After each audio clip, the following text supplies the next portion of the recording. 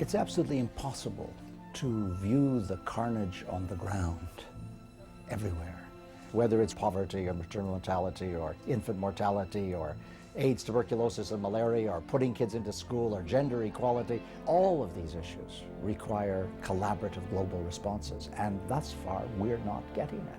We're at a kind of crossroads internationally around global health. It's why the big government, the UN agencies, and the major NGOs and the indigenous talents in the countries themselves, why they have to work together to put a halt to what some people would call genocide. But by God, when you've got millions of people dying unnecessarily and you can do something about it, and you fail to perform and fulfill your mandate, something's wrong somewhere, and someone has to be accountable.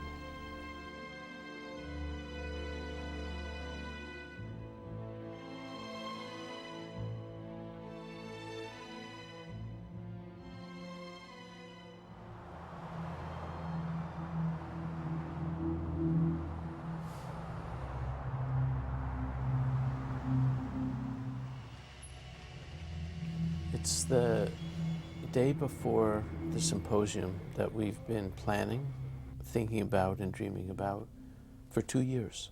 I'm excited because of the people we have coming.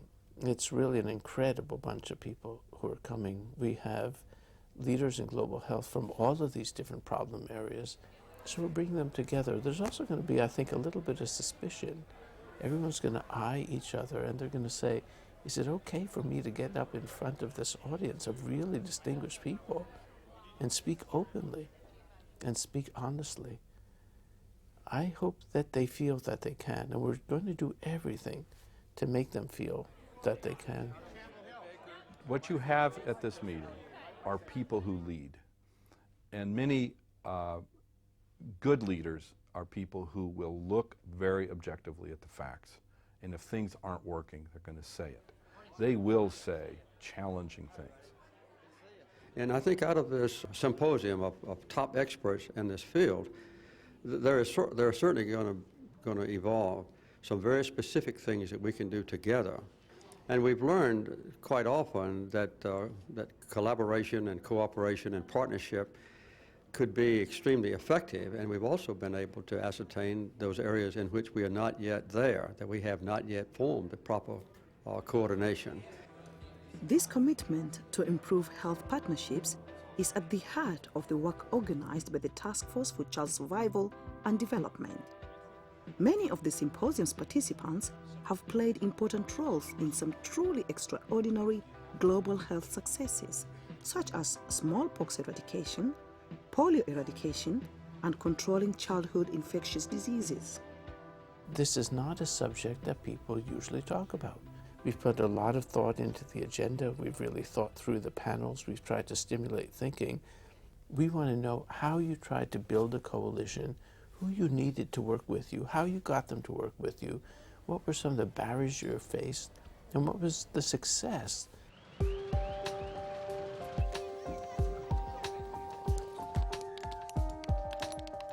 There are many problems, though, where collaboration hasn't worked so well. And this symposium was designed to look at the urgent global health problems of today, where new collaborative approaches can make a crucial difference.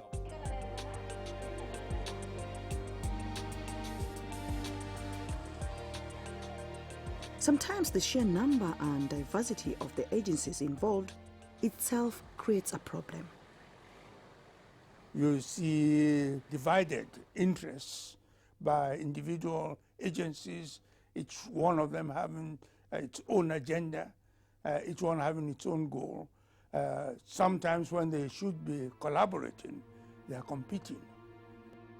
It's important trying to look at the faces of those voiceless who are waiting for our synergy to make a difference in their life. Unfortunately, we are still continuing to talk about our mandate, talk about our specific organization, and we don't have enough time to look in the eyes of those deprived people who don't know UNAIDS, who don't know WHO, who don't know UNICEF, but they know that they are suffering and they need this support, and they need this support in coordinated manner. The world has changed dramatically since WHO was established, and at the time it was established, it was clear that the countries were giving it the authority to direct work in international health. But that was based on an understanding of health that was quite hierarchical. You needed one organisation in charge. The architecture is no longer like that. It's much more like a network, much more like the internet. There's a whole range of different organisations out there, much more complex, much more diverse. And a hierarchical approach doesn't work. And if, in fact, you try to implement a hierarchical approach into this sort of network, it's very toxic. It's not just that things go wrong in terms of WHO's work, it means that people suffer because effective collaboration that could have made a real difference isn't happening. They are more willing to invest in short-term.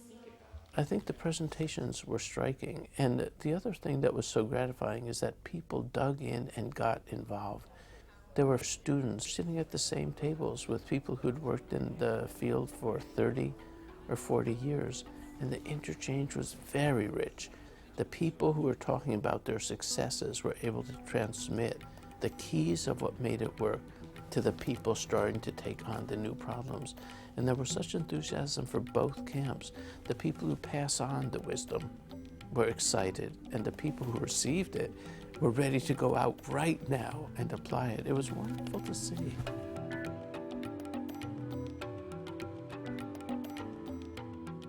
For me personally, as sort of a younger member of the global public health community, it was really wonderful to learn about the extent of collaborations in the past and how new collaborations will be needed and how those new coalitions will be different than the ones in the past.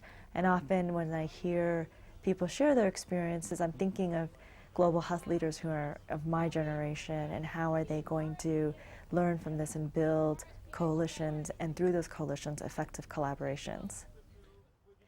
While one might say that collaborators are born, not made, I would have to actually say that collaboration is a skill that is developed.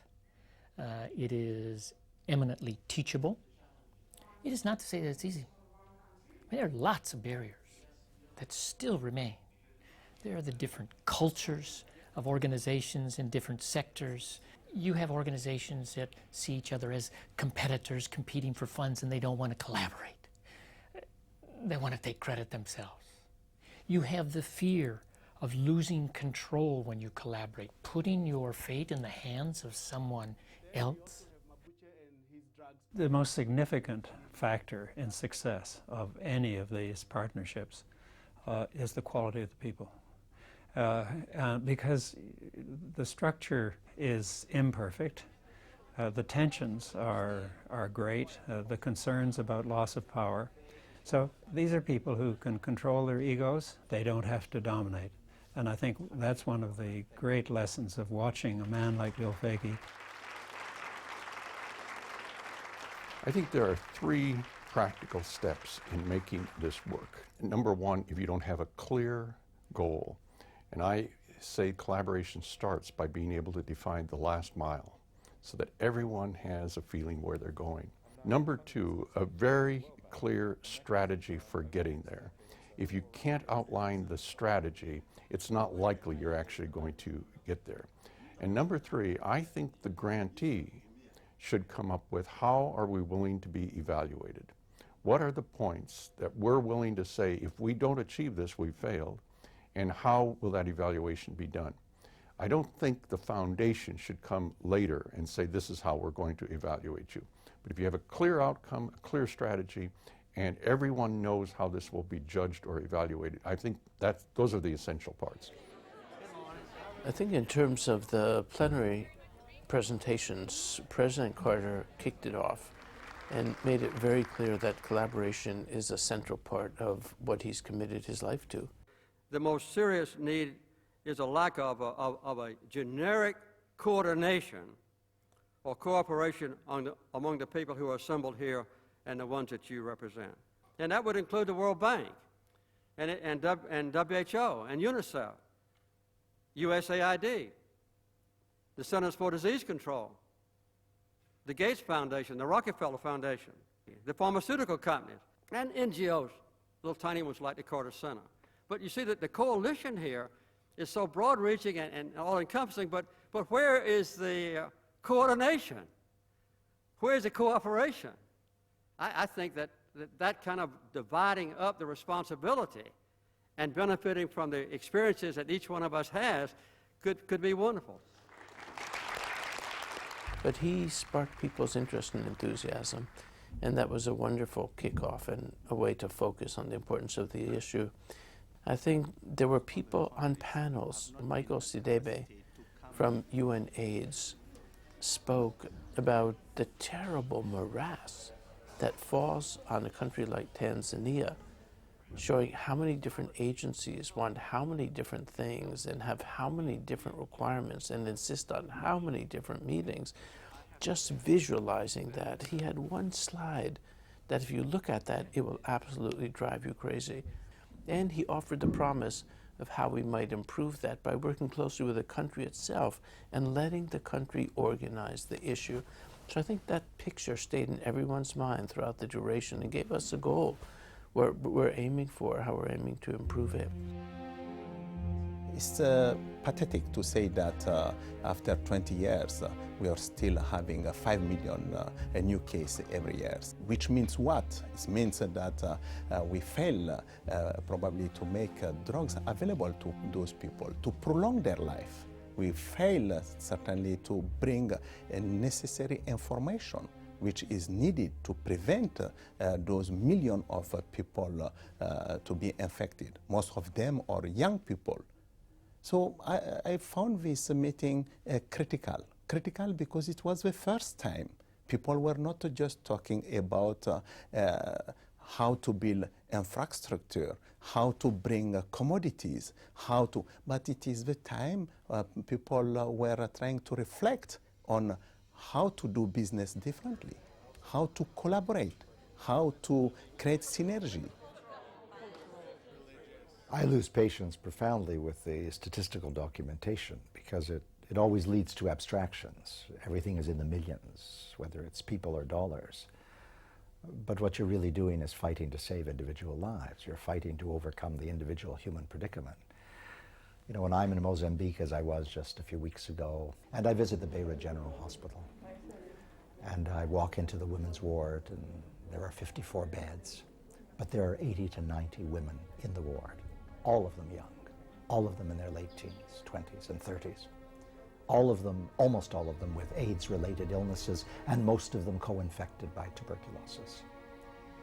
And they're lying on the concrete floor of the corridor, and they're lying on the floor between the beds, and they're lying on the floor under the bed, and they're lying two to a bed, and the families are in the room, and there is a kind of Kafkaesque contagion of death and despair, which is unbelievable. And you stand at the door of the ward, and you think to yourself, the world has gone mad. How is this possible? How is it possible that in the year 2006, we can be losing so many young women unnecessarily? We have the drugs to keep them alive. How is this possible? And you know that it's happening because of the failure. The failure of the world at the level of the country to join together to respond to the pandemic, to defeat it, to collaborate with each other in the service of keeping these women alive so the orphans aren't left behind, so that young women have a life to lead. It's not snuffed out in agony. My interest in collaboration extends back over my career, but perhaps the two most important pieces relate to the creation of IAVI, as we call the International AIDS Vaccine Initiative, which is about trying to drive the development of a vaccine against HIV. At every step of the way, we had to form partnerships and relationships, not only with governments, with local advocacy groups to make sure that trials would occur, but also with pharmaceutical companies, biotech companies to get the best products moving forward, with the other agencies working on research. And you know, it's been quite complex to do that. One other thing to mention is that this unique way we work is by doing and focusing on the needs of the developing world. So we do our trials in the developing world. We do them, all the vaccines we make are made from strains of the virus that are circulating in those parts of the world. And again, this was a huge sea change, because it began to show that if you worked with local communities, if you worked with local scientists, you could get extraordinary results. You could do trials incredibly fast. You could get quality that was even better than in the developed world. And it also gets the buy-in that makes people feel they're part of the solutions and not just suffering the problems. Or not everyone has worked on developing a vaccine against the AIDS virus, but everyone has been in this position of trying to collaborate, of needing to collaborate. I think it also provided an exchange between North and South that in a lot of meetings doesn't happen.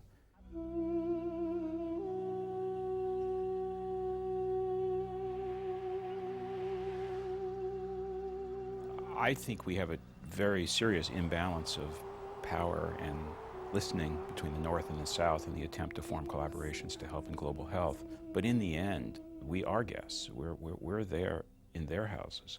And I think you've got to start with the question, what do you want? What do you need? The goals must be the goals of the nations in the South that we're trying to help. The process of arriving at priorities and so on quite often excludes or ignores or downplays the role of the recipient countries. What we've seen in international health is that over the past 50 years or so, every 10 years, the priorities of the donors change. There was a time when it was nutrition, and if you did not have nutrition in your program, forget it. Then it was family planning. And then there was a time when it was primary health care and so on. Meanwhile, countries are trying to shape and adapt their programs to be able to reflect the aims and wishes of donors rather than systematically building up their own capacity and their own interests. I often think that the people who are closest to our beneficiaries, if you will, are oftentimes the ones who are best at collaboration, because they're closer to remembering who are we doing this for. And it's often the headquarters and those who are more distant from it that breed the greatest sense of competition, because at the headquarters, people are more concerned with the preservation of the organization, and I think it's the people who are at the grassroots who often need to keep reminding us that it's really not the preservation of the organization, it's the preservation of life, it's the improving of the quality of life at the grassroots level. I also think that sometimes we forget that the process of collaborating and partnership is also role modeling, because as we're working more with civil societies and trying to build a way of doing business, the societies that we're working in have a lot to benefit from seeing us collaborate better and seeing us be better actors in that regard as well. And so I think while we want outcome, sometimes the process itself is incredibly important as well. We talked about the role of donors, and unfortunately most donors, whether it's a philanthropy or whether it's a bilateral aid organization, don't have the time or the ability to help the recipients of their aid collaborate effectively. I think if we're going to do public health, we have to be willing to admit when we're not succeeding. If people believe that blind adherence is all that the funders are about, then they give up hope that there actually will be solutions to their problems. And the destruction of hope, I think, is probably the most grievous sin of this kind of blind adherence to what you believe the funders want. In the domestic U.S. public health scene, it's less stark. You look at Hurricane Katrina and the mess that resulted after that.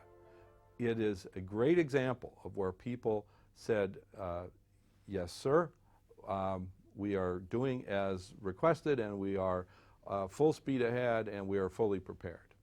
When in fact, everybody knew that if something significant happened, it would fall apart.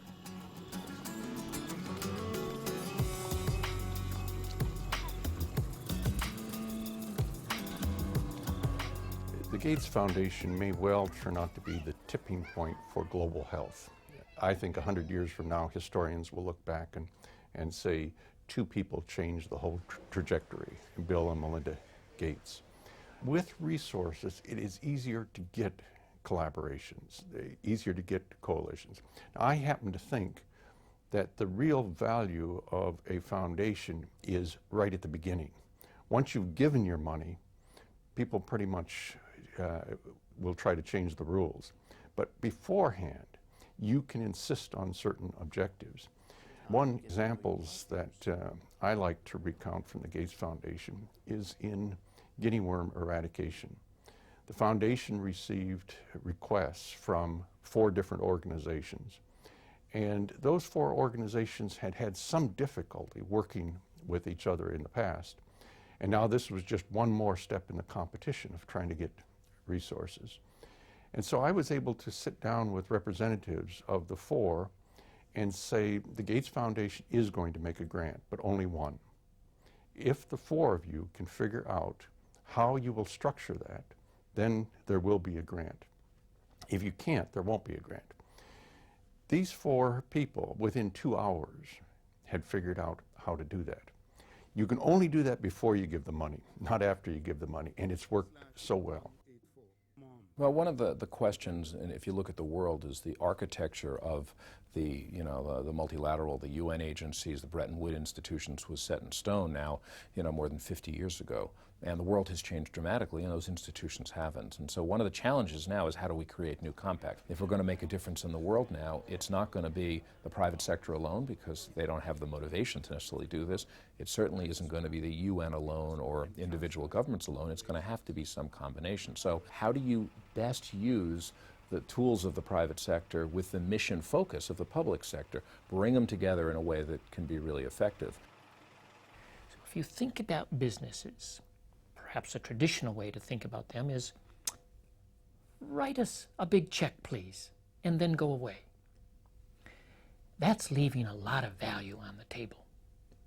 Now, it's important philanthropically to have companies donate money, donate drugs. In fact, I think what is emerging is that the other competencies that business can bring to the solution here, in collaboration with our nonprofits, with our government agencies, international organizations, are there sets of managerial skills, the infrastructure that they have built into their normal way of doing business.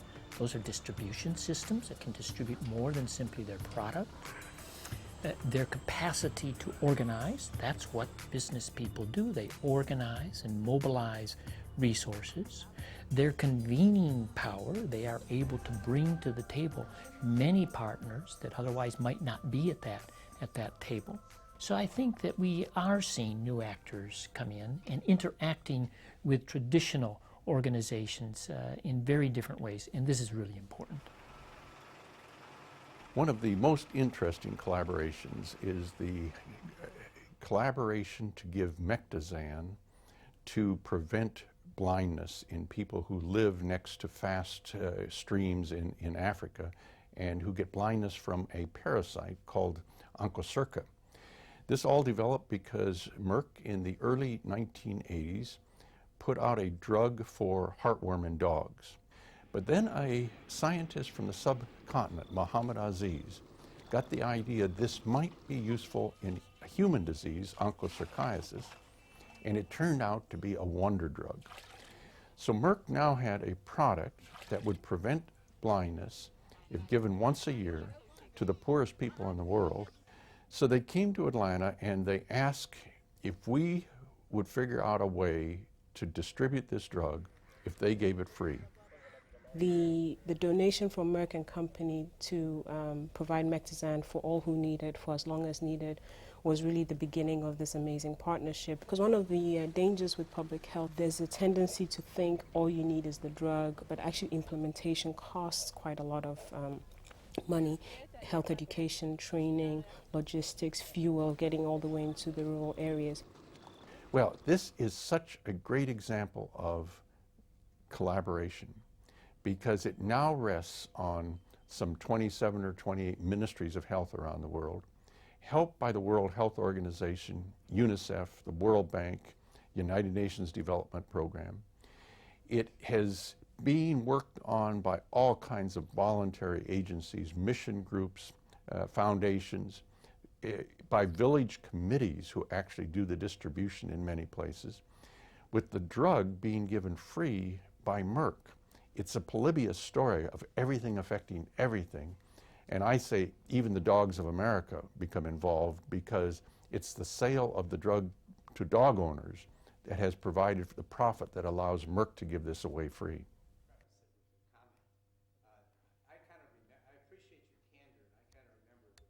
Much was achieved during the symposium. President Carter charged the group to come up with concrete proposals, and he pledged his support to lead this effort.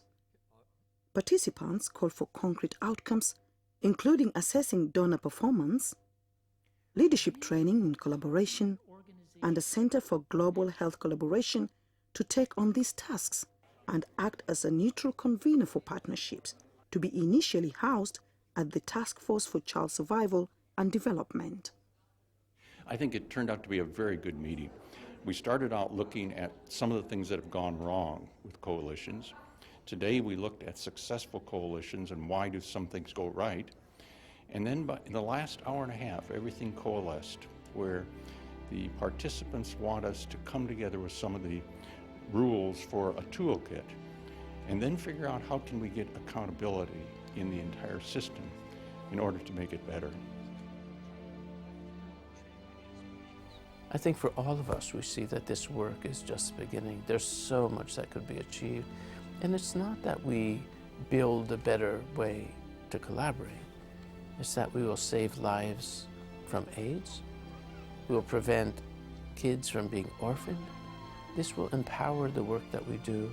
This work is just beginning, and we can make such a big difference if we can do it together.